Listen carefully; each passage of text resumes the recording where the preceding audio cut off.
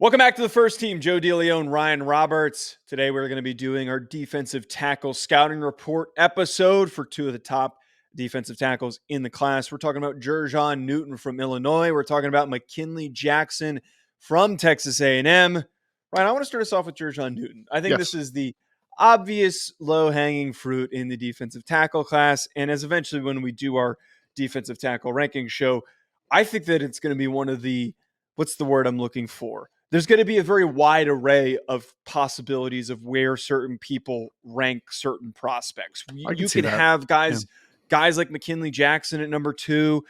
There's guys like Chris Jenkins that are really good in this class. Keith Randolph is somebody that we loved during this preseason process. And then there's Leonard Taylor, who I think that is going to be a really clear indication of who actually watched him and who didn't watch him. But there's just so many different options here, it feels like, in this defensive tackle class after we get past Newton. Yeah, I mean, Joe, I'll put it this way, man. I'm not even fully certain because, full transparency, I think Jer'Zhan Newton is going to be my defensive tackle 1, my interior defensive line 1, but I'm not so sure that some NFL teams might see it that way because we'll talk about it. But there's size profile stuff that we're going to have to work through with the Jer'Zhan Newton a little bit, and maybe a little bit of scheme and role specificity, if that is a word, right? Like he's there to a very specific role.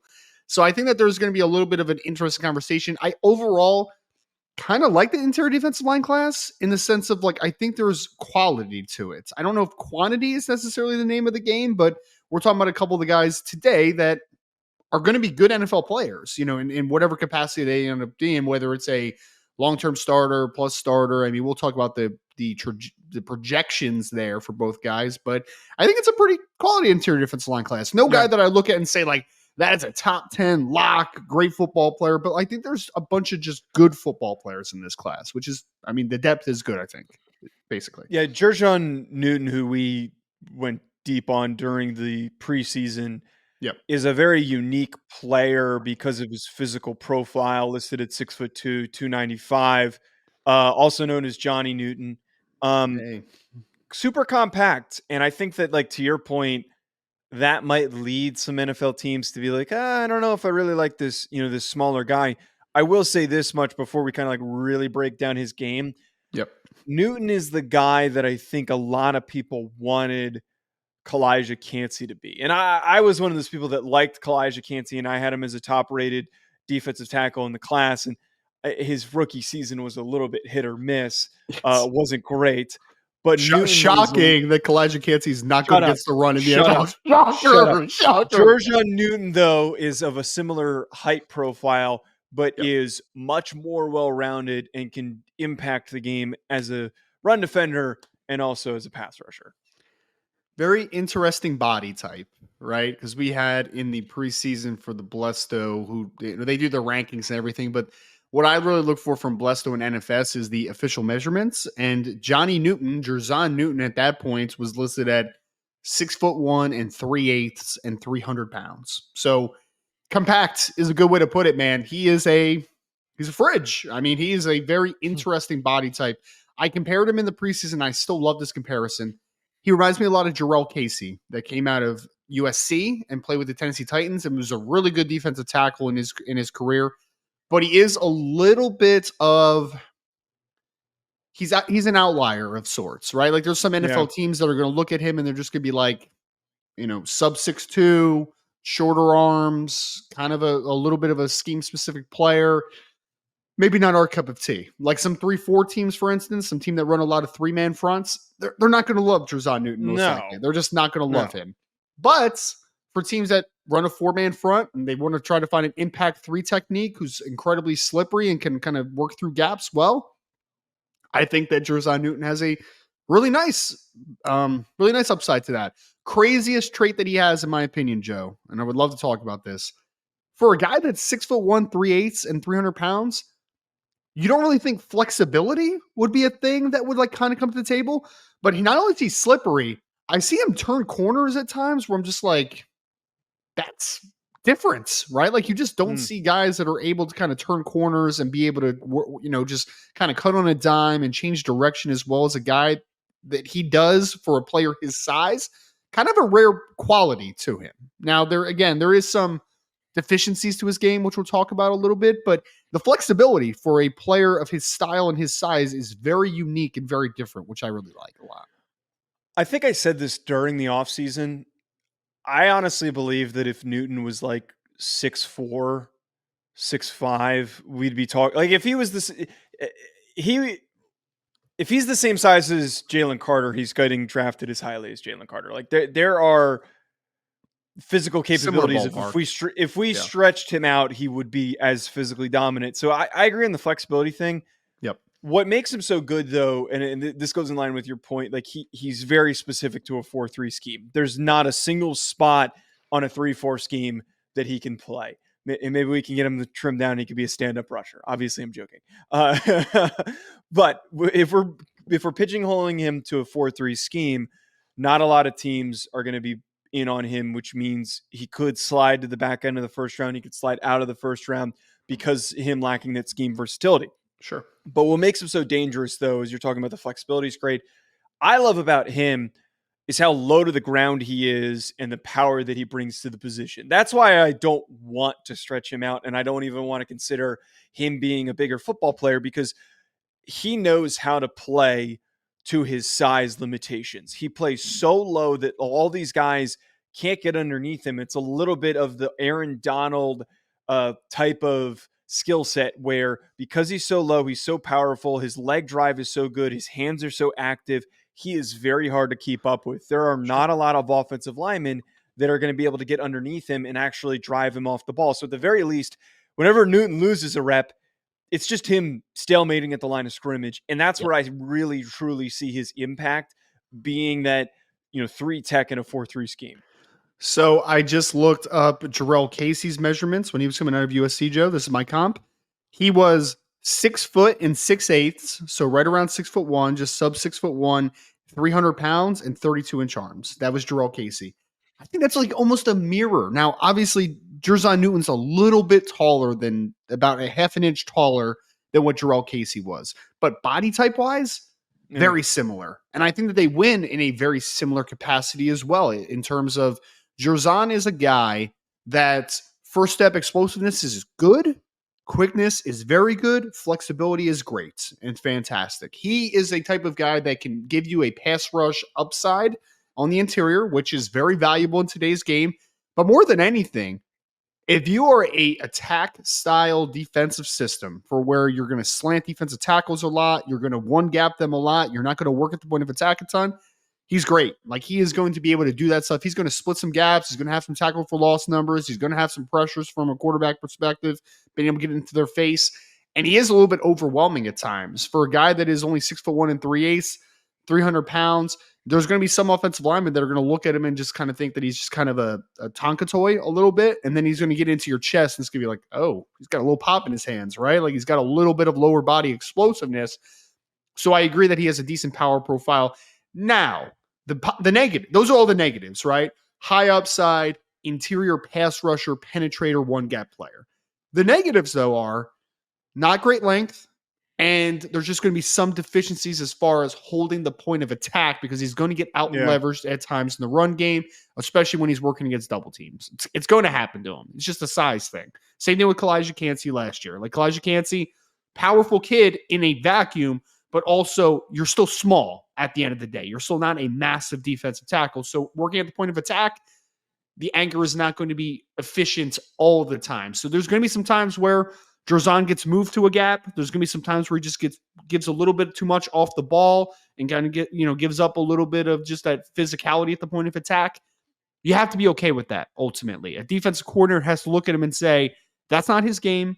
I'm not going to put him in a system where he's going to have to two gap a ton. I am going to utilize his athleticism, his quickness.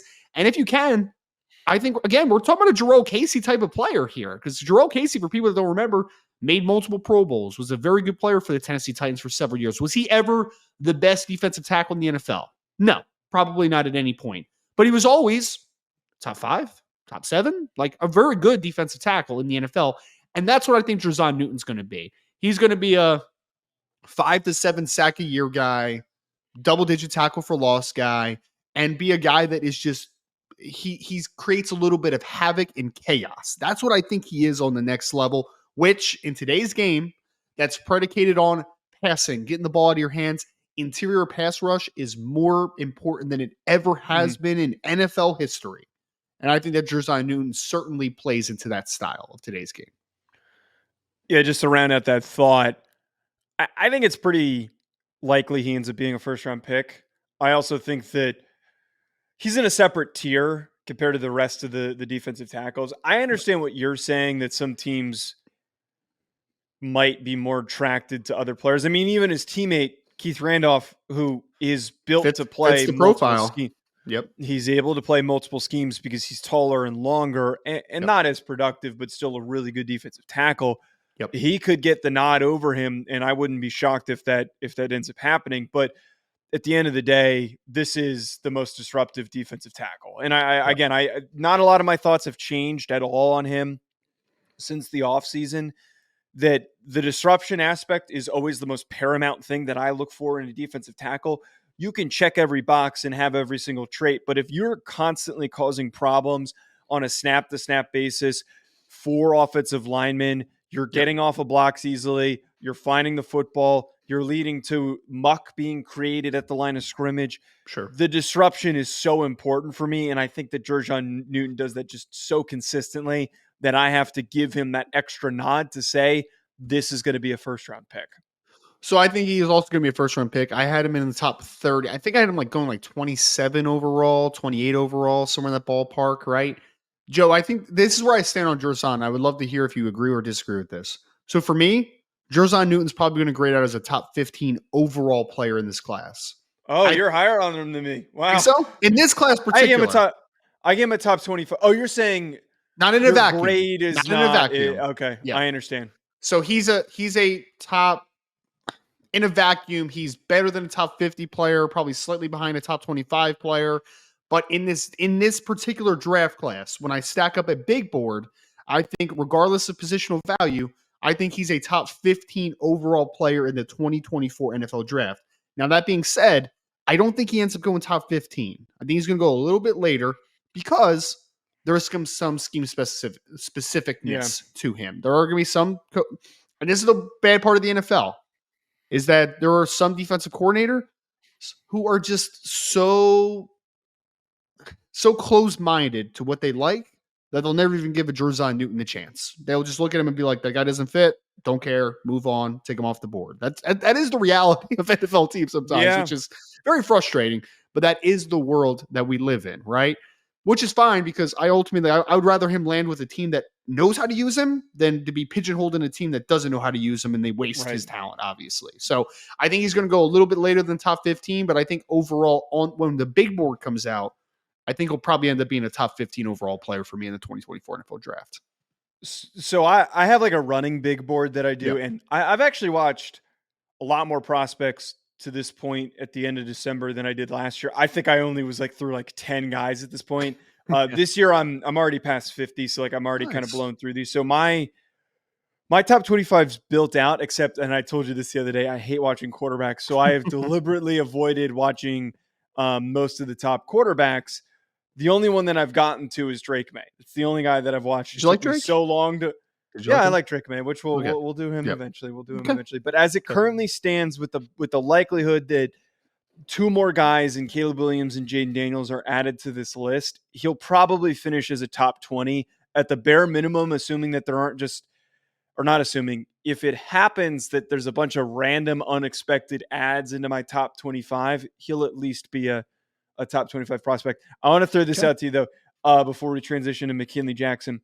Yes. How likely do you think it is that we're going to have people that try to say that he can play nose tackle? How likely do you think that's going to be? It's going to be prevalent, I think, because they're just going to look at the body type and be like, that's a nose tackle. And it's just going to be like, nope, not a nose tackle at all. He's not. His movement skills are and he can't play the point of attack. It's like Keanu Benton. Same thing happened with Keanu Benton last year, and they're very different players. But I remember that was really frustrating last year. It was like, oh my God, he's not a nose tackle. That was Wisconsin's fault, though, man. Wisconsin was like, I'm going to play Keanu Benton at nose and just fool everybody and make everyone think that he's a very average athlete. And it's just like, hey, he's a very good athlete. And then he went to the combine and he was dominant.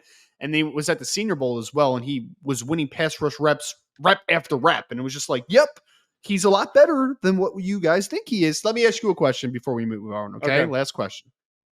Better draft prospect, Jer'Zhan Newton or Kalijah Cansey?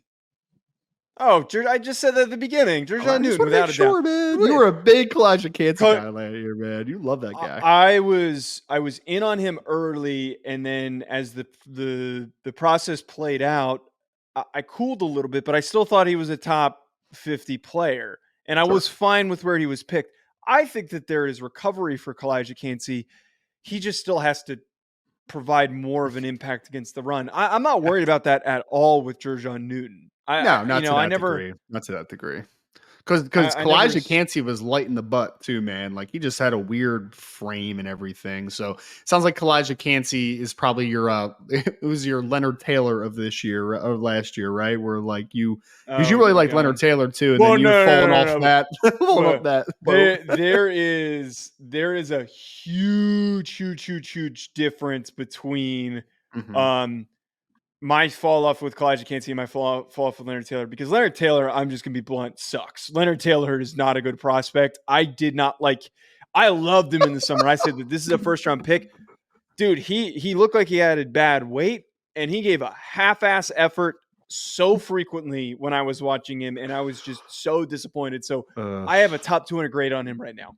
Oh, wow. So you're out on him. You're out. I love that, man. That's funny. That's hilarious. Yeah. I'm very out on him. All right, let's talk about McKinley Jackson. I remember watching him, and I was just like, dude, like I just doesn't play hard, man. Like, what do you want me to do at the end of the day? He just doesn't play hard. Oh, he got worse. I at least okay. He's not giving full effort, but when he gives a full effort, he's really freaking good. Sure. He decided, I'm not going to give any effort at all on any of these plays, so I look like a dumbass. So yeah, we're done with Leonard Taylor. I'm not talking. If I go on any shows and they ask me about Leonard Taylor, I'm just going to say I'm abstaining from talking about him. Not a good prospect. He's very overrated. His effort's terrible. I'm not talking about. That's hilarious. BetOnline remains your top spot for all of your live betting action and contests. NFL, college football, UFC, NHL are all in full swing. BetOnline is your number one source for wagering news, odds, trends, and predictions with both desktop and mobile access at any time. Head to BetOnline today and use promo code BELIEVE. That's BLEAV for 50% off your first deposit. That is a 50% welcome bonus. BetOnline, where the game starts.